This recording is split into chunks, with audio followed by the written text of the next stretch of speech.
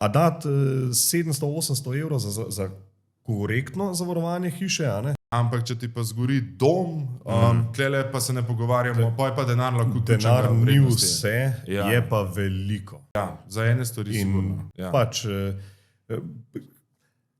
zdaj, da ne bom nadaljeval zdaj debate, ampak samo tako, ne. Ti brez avtomobila boš že preživel. Ja, dom je. Boš, če ne drugega, boš pa eno kripo vzel lih to, da se prepelje z točke A do točke B, če je pač potrebno za življenje. Ne.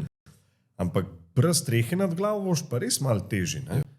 In iz tega stališča za avto ni problema vršiti Jurja pa pol za kakšen boljši avto, ali pa 2 Jurja pa pol premija na leto, to ni problem dati. A dati 700-800 evrov za korektno zavarovanje hiše, a ne? Odvisno, če pa treba zraven, ali ne? Pa boh ne dej, ker je bilo do zdaj zmeraj okoli 300.